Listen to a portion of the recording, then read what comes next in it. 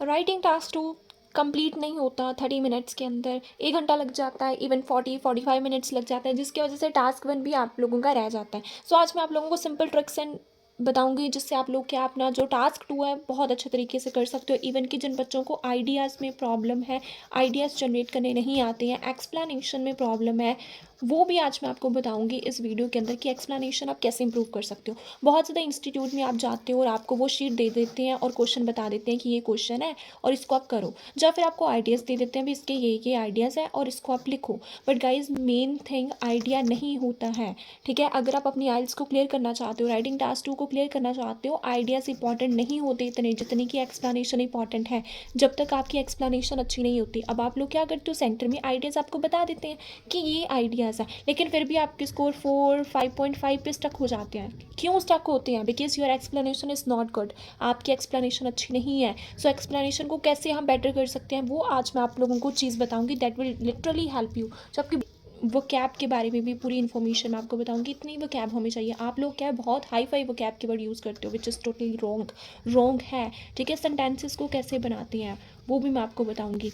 Ideas के लिए हमें पीडीएफ रीड आउट करनी चाहिए। No need to read the PDFs को रीड आउट करने की ज़रूरत नहीं होती आइडियाज़ के लिए, ठीक है। आप लोग क्या प्रेडिक्शंस के टॉपिक्स को बाय करते हो, ठीक है, कि कौन कौन से टॉपिक्स आ सकते हैं एग्जाम के लिए, उसके लिए आप इतने ज़्यादा पैसे देते हो। No, it's not important. आज मैं आपको बताऊंगी एक सिंपल सा तरीका जिसके आपका टास्क रिस्पॉन्स सही होगा, कोहेरेंस एंड कोहेजन सही होगी, लेक्सिकल रिसोर्सेज सही होगा एंड ग्रामर सही होगी, ठीक है। बहुत सिंपल तरीके से हम अपनी राइटिंग को क्लियर कर सकते हैं। सबसे पहली चीज़, जितने भी हमारे टास्क 2 हैं, ठीक है, उनमें जो सबसे इंपॉर्टेंट चीज़ है दैट इज़ स्ट्रक्चर, कि आपको सभी टास्क का स्ट्रक्चर पता होना चाहिए कि क्या चीज़ है। लाइक कि इंट्रोडक्शन के लिए हमें 2 चीज़ें चाहिए, रीफ्रेज एंड थीसिस लाइन। अगर ये 2 चीज़ें हैं देन हम अपनी इंट्रोडक्शन को कंप्लीट समझ सकते हैं। जर्नल लाइन की हमें कोई ज़रूरत नहीं है, that is very much important, ठीक है। पहले हम लिखते थे बट अब हमें ज़रूरत नहीं होती है जर्नल लाइन की। उसके अलावा आपने एक चीज़ का ध्यान रखना है, आप लोगों को कन्फ्यूज़न है कि एग्जाम्पल में हम सर्वे और हेडलाइन डाल सकते हैं। ऑफकोर्स आप डाल सकते हो, ठीक है। पर्सनल एग्जाम्पल्स जो हैं उसको आपने बिल्कुल भी नहीं करना है। पर्सनल एग्जाम्पल्स आपने ऐड ऑन नहीं करनी है, ठीक है। सबसे इंपॉर्टेंट चीज़ है ऑफ टॉपिक नहीं जाना। आप लोगों की जब वर्ड लिमिट कंप्लीट नहीं होती है तो आप उसको क्या करते हो, बहुत एक्सप्लेन कर देते हो जो कि आपके टॉपिक के रिगार्डिंग में नहीं होता है। सो इसी वजह से आपका स्कोर भी नहीं आता है। फॉर्मूला है जो आपने याद रखना है, ठीक है। एक बीपी में एक आइडिया जाएगा, उस आइडिया को आपने अच्छे से एक्सप्लेन करने रिजल्ट देना है। एक बीपी में एक आइडिया इज़ इनफ। आप लोग क्या करते हो, first of all, secondly, more over, examiner आपके आइडियाज़ नहीं देखता है, आइडियाज़ नहीं देखता वो आपकी एक्सप्लेनेशन देखता है। इसीलिए एक बीपी में सिर्फ एक आइडिया दो, उसको अच्छे से एक्सप्लेन कर दो, उसी आइडिया के ऊपर आपने एग्जाम्पल बनानी है एंड उसी आइडिया का आपने रिजल्ट दे देना है। अगर आप 2-3 आइडियाज़ लिख रहे हो, first of all this, secondly this and thirdly this and Sidhi example, आपका स्कोर कभी भी नहीं आएगा। ये बहुत बेसिक चीज़ है, आप लोगों को समझनी पड़ेगी तब आपका स्कोर नहीं आएगा। आपको क्या करना है, एक आइडिया देना है, उसको एक्सप्लेन करना है, ये सब चीज़ें आपने देखनी है। अब मैं जो आपको बताने वाली हूँ वो है सैम्पल आंसर्स एंड टैम्पलेट। आप लोग बोलते हो कि मैम टैम्पलेट वर्क करते हैं, येस टैम्पलेट्स वर्क करते हैं, लेकिन टैम्पलेट आपके रियल होने चाहिए। जितने मैंने अपने यूट्यूब चैनल के ऊपर पोस्ट करे हैं आप उसको फॉलो कर सकते हो, बट 2026 के अकॉर्डिंग कुछ चेंज हुआ है उनमें। तो मैं आज आपको एक टैम्पलेट बताऊंगी जो आप फॉलो कर सकते हो और आपका स्कोर है बहुत अच्छा है। इस वीडियो के अंदर आपने, अब मैं आपको जब सैम्पल करवाऊंगी आपने देखना है कि मैंने कौन सा स्ट्रक्चर फॉलो करा है, ठीक है, कैसे मैंने वेरिएशंस को ऐड करा है, कैसे कनेक्टर्स लिखे हैं मैंने, ठीक है। कनेक्टर्स भी अगर आप ज़्यादा यूज़ करोगे तब भी आपका स्कोर नहीं आएगा। देखना, एक आइडिया होगा, ठीक है, सिर्फ एक आइडिया होगा, उसकी एक्सप्लेनेशन देखना मैंने किस तरीके से करी होगी वो आपने देखना है। एग्जाम्पल कैसे ऐड ऑन करी है वो आप देखोगे, ठीक है। सो गाइज, अब अगर आप लोग ऑनलाइन क्लासेस में इंटरेस्टेड हो एकेडमिक एंड जनरल ट्रेनिंग के लिए तो इस नंबर के ऊपर टेक्स्ट कर सकते हो। 1 मंथ का स्पेशल कोर्स है, एक मॉड्यूल को भी आप लोग ज्वाइन कर सकते हो। सो आज हमारे पास क्वेश्चन है that is many student choose to study abroad for higher education, do advantages and disadvantages. Many student, बहुत ज़्यादा स्टूडेंट्स हैं वो अब्रॉड स्टडी के लिए प्रेफर करते हैं। Do advantages and disadvantages.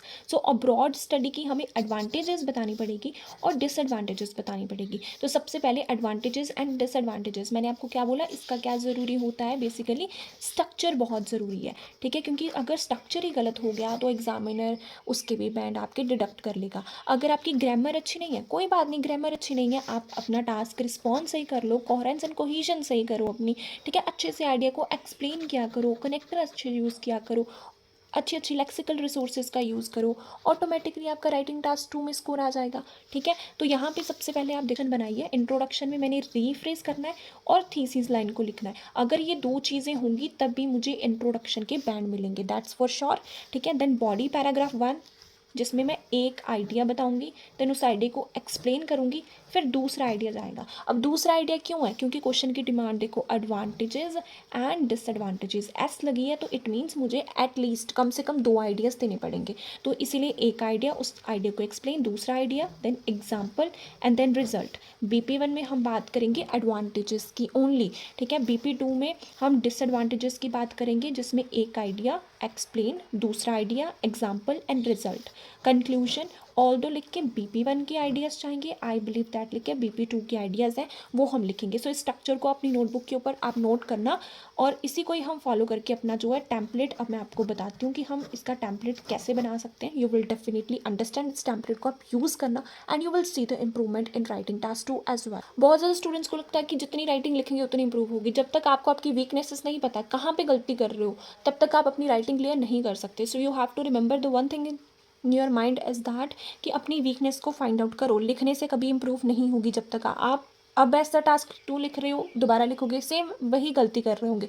जब तक आपको आपकी गलती नहीं पता है, चाहे जितनी मर्जी आप राइटिंग की प्रैक्टिस कर लो, ये क्लियर नहीं होगी। तो ये टेम्पलेट देखो पहले, it is considered by some individuals that लिख के, ठीक है। यहाँ पे आपने क्या करना है, जो हमारा क्वेश्चन है उसकी रिफ्रेजिंग करनी है। This essay will explicate merits as well as demerits behind, यहाँ पे आपका क्वेश्चन जाएगा। आगे मैं आपको सैम्पल बताऊंगी तब आपको ज़्यादा क्लैरिटी होगी कि हमने किस तरीके से करना है। टू कमेंस विद एडवांटेजेस, कि हम हर एडवांटेजेस से शुरू कर रहे हैं। There are multifarious benefits behind, यहाँ पे क्वेश्चन जाएगा, but the prominent one is, यहाँ पे आपका आइडिया जाएगा। दिस इज़ बिकॉज करके उस आइडिया को अच्छे से आपने एक्सप्लेन करना है। इन एडिशन का यूज़ करके दूसरा आइडिया आपने देना है। फॉर एग्जाम्पल, और headline in the eminent newspaper the Moscow time reported that लिख के यहाँ पे आपकी एग्जाम्पल जाएगी।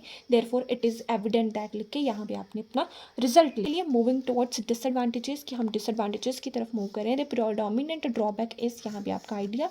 टू इलेबोरेट का यूज़ करके अपने आइडिया को अच्छे से एक्सप्लेन करना है।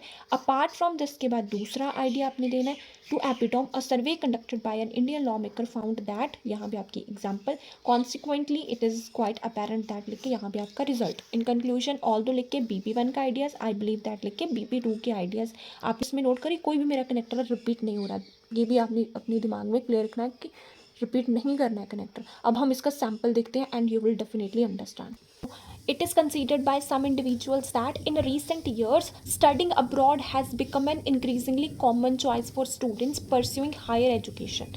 ठीक है, वो भी यही बोल रहे थे कि आजकल बच्चे जो है वो अब्रॉड स्टडी चूज़ कर रहे हैं। तो मैंने भी वही चीज़ लिखी है कि बच्चे जो अब्रॉड स्टडी चूज़ कर रहे हैं। यहाँ तक जो है एजुकेशन तक जो है, ये है मेरा रीफ्रेज।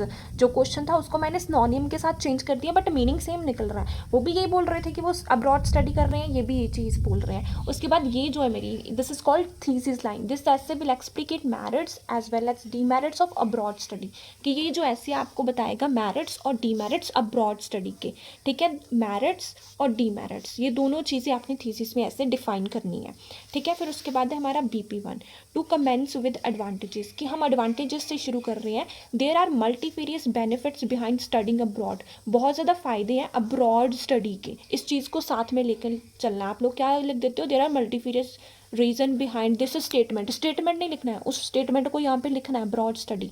बट वन की advantages is the opportunity for academic excellence. तो अच्छी स्टडी मिलती है। मैंने बोला क्यों वहाँ पे जाते हैं, क्योंकि अच्छी स्टडी है। अब इस चीज़ को एक्सप्लेन करते हैं। To explain, if students to study in abroad, अगर बच्चे अब्रॉड में स्टडी करते हैं, then they often gain access to world class universities, अच्छी यूनिवर्सिटीज़ में स्टडी करते हैं।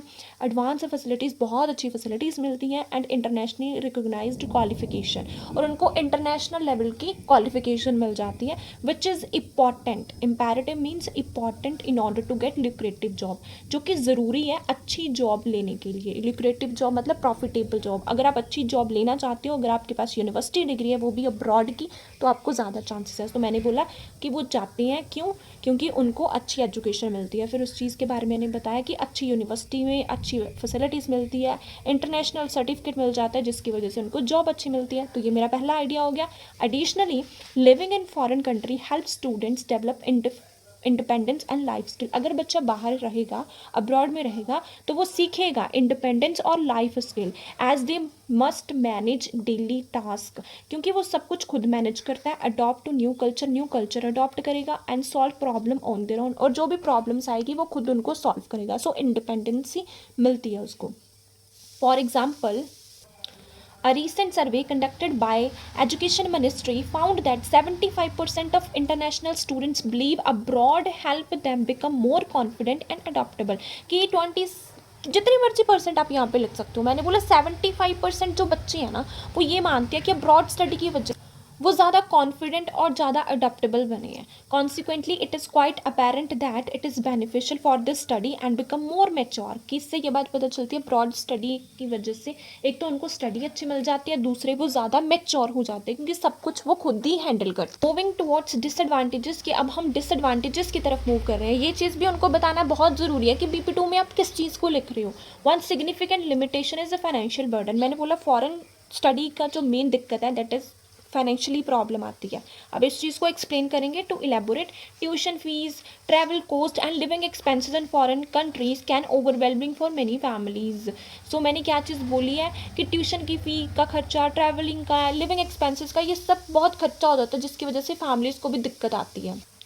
More over, students often face emotional challenges. Emotional problem भी उनको फेस करनी पड़ती है, सच एज होम सिकनेस उनको फेस करना पड़ता है, घर की याद आती है, कल्चरल शॉक, कल्चर चेंज हो जाता है, और लोनलीनेस, अकेलापन महसूस करते हैं, विच में effect their mental wellbeing and academic performance, जिसकी वजह से वो मेंटली डिस्टर्ब हो जाते हैं और अपनी स्टडी में भी अच्छा परफॉर्म नहीं कर पाते हैं। सो हमने नुकसान बताने थे ना इसके, तो एक नुकसान मैंने बता दिया खर्चा ज़्यादा होता है, फाइनेंशियल बर्डन, और दूसरा मैंने बोल दिया इमोशनल चैलेंज होता है। तो दो नुकसान बता दिए, ठीक है। For example, an article in the Moscow Times found that most of the learners are suffering from loneliness in the abroad। कि बहुत ज़्यादा बच्चे वो alone feel करते हैं abroad में। Therefore, it has a detrimental impact on their money and health। So इसका जो bad impact पड़ता है वो उनकी money और इनकी health के ऊपर पड़ता है। सो दोनों में से किसी भी एक आइडिया के ऊपर आपने एग्जाम्पल बनानी होती है, किसी भी एक के ऊपर बनानी है। मैंने लोनलीनेस के ऊपर बना दी, आप फाइनेंशियल बर्डन के ऊपर भी बना सकते हो। ओके, कंक्लूशन मैंने आपको क्या बोला था। इन कंक्लूजन, ऑल दो स्टडिंग अब्रॉड में be expensive and emotionally demanding. मैंने बोला स्टडी अब्रॉड चाहे महंगी होती है और इमोशनली उनको सफ़र करना पड़ता है, but I believe that it is worth while for their personal and academic purposes. लेकिन पर्सनल ग्रोथ के लिए और एकेडमिक ग्रोथ के लिए ये बेस्ट है। सो कुछ भी नहीं मैंने करा, सिंपली क्या चीज़ करी है, मैंने एक BP में 2 आइडियाज़ लिखे हैं, ठीक है, दूसरे BP में भी 2 आइडियाज़ लिखे हैं। दोनों में से किसी एक आइडिया के ऊपर आपने एग्जाम्पल बनानी है, ये आपकी मर्जी है, जिसके मर्जी ऊपर आप बना सकते हो। आई होप सो गाइज आपको समझ में आया होगा कि किस तरीके से करना। जब तक आपको इसका सैम्पल आंसर समझाया नहीं जाएगा तब तक इम्प्रूवमेंट कहाँ से होगी। So you have to remember the one thing कि सैम्पल आंसर आपको पढ़ाना नहीं है, रीड आउट नहीं करना, उसको समझना है कि कैसे लिखा है।